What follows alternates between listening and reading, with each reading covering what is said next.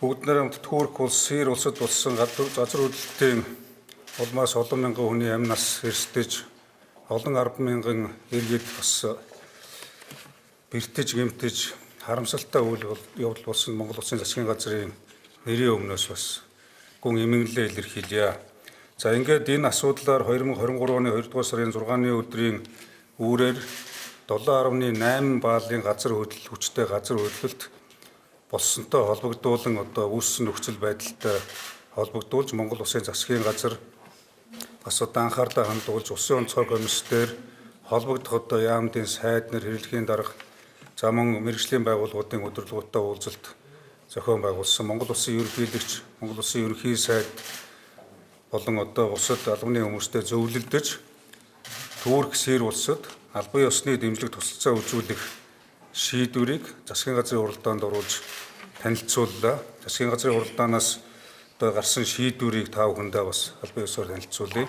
За, засгийн газрын уралдаан танилцуулахаас өмнө өнөөдөр өглөө бас бид Турк улсаас Монгол улсад суугаа элчин сайдын яамтай холбогдож, Турк улсын засгийн газар холбогдох байгууллагуудтай гадаад харилцааны яамны сайд холбогдож бас дэмжлэг тусалцаа үзүүлэх талаар саналаа хүргүүлсэн.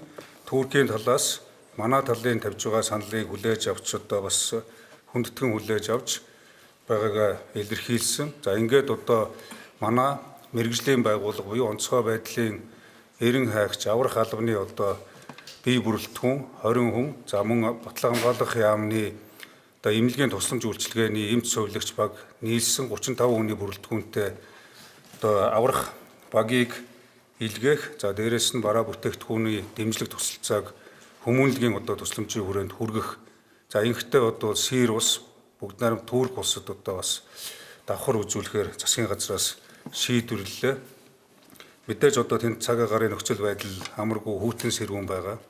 Тийм учраас майхан сав, дулаан, хүнжил, гутас, за хувцас, хунар, хоол, хүнс гээд жүдэнс, гэрэлтүүлэг гээд хэрэгцээтэй шаардлагатай бүхий л бараа бүтээгдэхүүндэд хэрэгтэй гэдгийг бас холбогдох албаныхан бидэнд мэдээлж байгаа учраас энэ хүрээнд зохих шийдвэрүүдийг гаргаж бараа бүтээгдэхүүн тэр дундаа махан нөөш за саяны ярьсан гэрэлтүүлэг, дулаан, хүнжил за мөн холбогдох бараа бүтээгдэхүүн бусад бараа бүтээгдэхүүний дэмжлэгийг үзүүлэхээр шийдвэрлэлээ. Ингээд гадаад харилцааны яамны шугамар бас Сирь улсад бараа бүтээгдэхүүний дэмжлэгийг хүргэж хүмүүнлэгийн тусламжаа өргүүлнэ.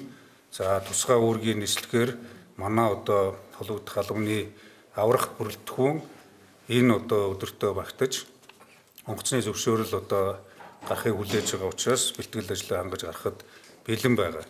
За энэ хүрээнд бас та бүхэнд байнгын мэдээллийг өгч тухай бүрэн мэдээлэлээр хангаж ажиллана. За Турк улсын холбогдох байгууллагуудаас манай гадаад харилцааны яам мэдээлэл авч ажиллаж байгаа манай улсын бас зарим иргэд тэр бүсэд байгаа. За хоёр иргэнтэй холбогдсон гэж байгаа өнөөдрийн байдлаар хорогдох байранд байгаа ямар нэгэн эрсдэл байхгүй гэдгийг мэдээлсэн байгаа.